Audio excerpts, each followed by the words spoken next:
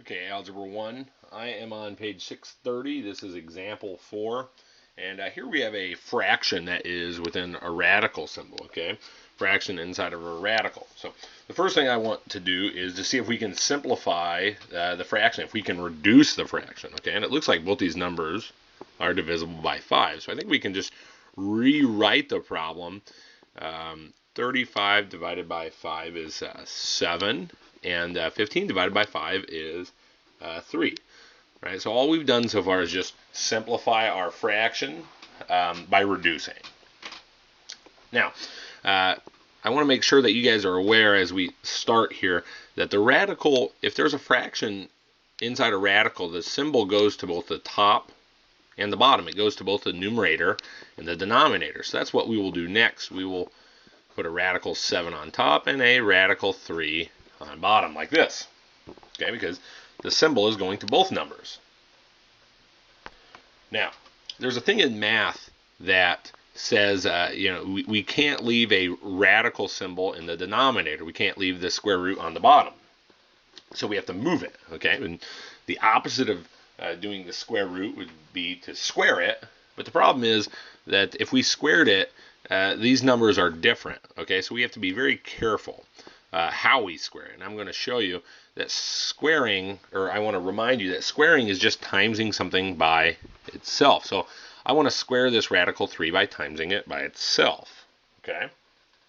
Now, if we times something on the denominator, we also need to times it by the numerator, right? Top and bottom need to be the same.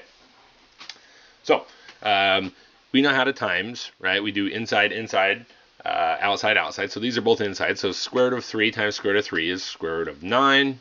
And we know that the square root of 9 is just 3. So this really cancels just a 3, which is, if we squared it, right? We were talking about squaring it.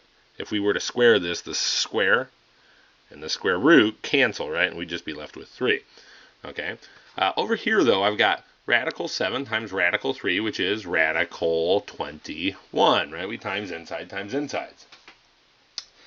And I think that is enough for us to go to the book, right? Because example 4 is multiple choice.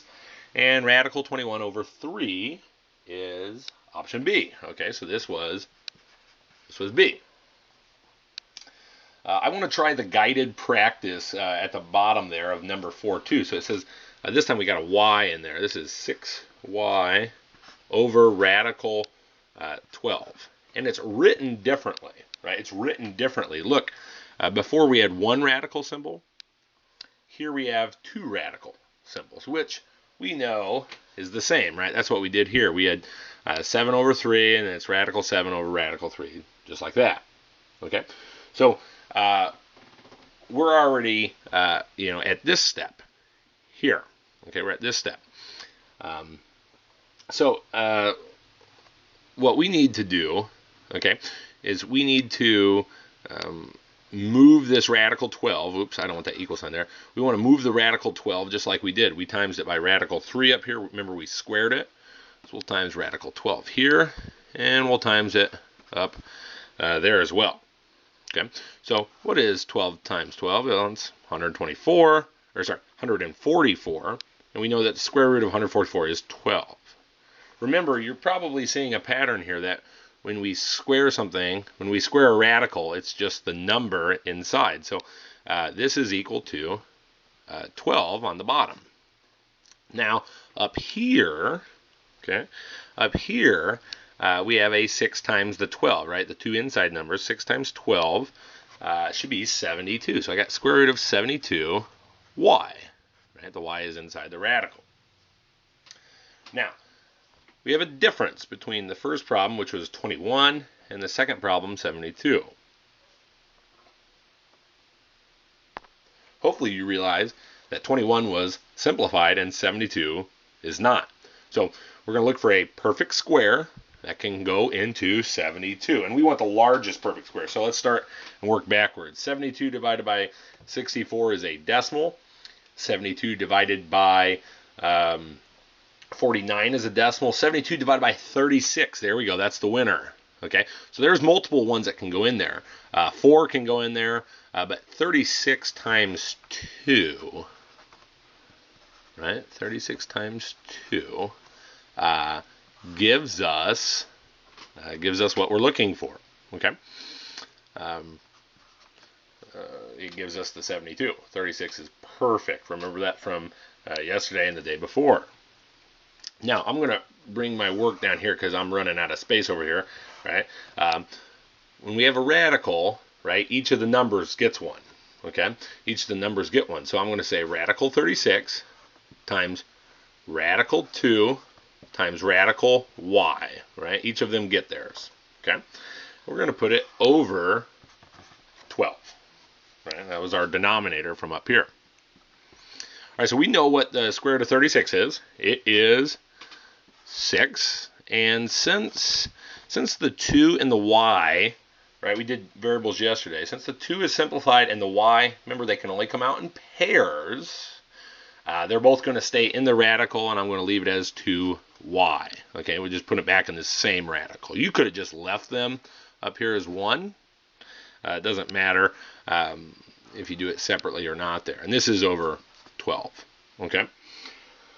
So if you look now at our options for guided practice 4, none of them seem to match this, and that's because these are numbers, right? These are numbers. This is a fraction, 6 over 12. They're numbers that can be reduced. So what is 6 divided by 12? What does that reduce to? It reduces to 1 over 2, right? It's 1/2. So do we really need to say 1 times the square root of 2y? No, right? We could just we could leave that 1 off, right? And we could just say square root of 2y. Oops, I'm gonna give us more space there, right? We don't need to say 1 over 2. We can just say radical 2y over 2, and I think that should be our simplified answer. So let's go ahead and take a peek. It looks like this one is option H. Okay, that was option H. Okay, guys, I want to try one more. Let's go over to page 632. Make sure you guys are feeling good about this, because I know it can get tricky. Let's see. I want to do, this is 632. I want to do problem 40. So we got, what is that in? H cubed over radical 8. All right. So, first off, we're going to times that radical 8 on both top and bottom, excuse me. And we know that square root of 8 times square root of 8 just gives us 8, right? The symbols cancel because it would be square root of 64, and the square root of 64 is 8. Now up here what I'm going to do is I'm just going to make one radical, and I'm going to put the 8 and the h cubed together, okay? Now, we can definitely simplify. We can simplify this top radical 8. We can simplify the h cubed. Right? This is what we did yesterday. All right, so the perfect square that goes into 8 is obviously 4 times 2, right? And we know that this is going to give us radical 4 times radical 2, right? Now, I don't want to forget about the h cubed, but I'm going to take a quick pit stop over here in the blue ink to deal with the h cubed. Remember, there's 3 of them. We can take out how many at a time? 2, right? So we can take out 2 and it becomes 1, and there's still 1 inside, right?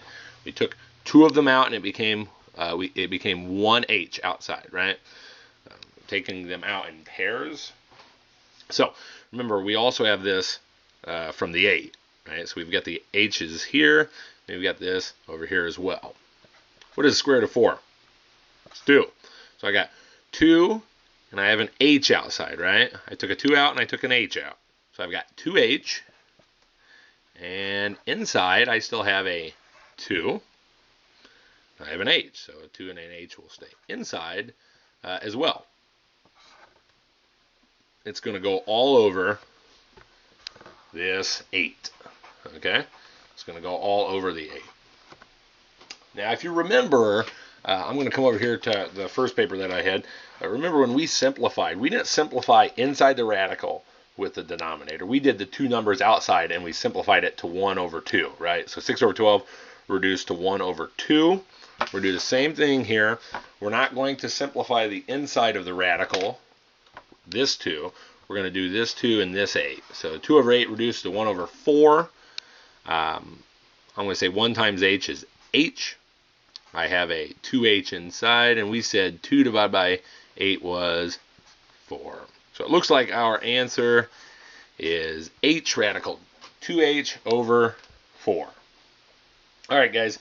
I'm going to have you try a couple of problems. Just a reminder, I'm getting a lot of questions like, when are these due? When? These are not due, okay? This is just for you to practice because later today, I'm also going to put a quiz up, and that's what you will respond to, okay? So I'll put the quiz up in a second, but I want you to practice these just kind of on your own here, and then we can check. So let's see here, guys. I want you to do page 631. And you're going to do 3 problems for me, 10, 37, and 39. Okay, go ahead and try those 3 for me. Good luck.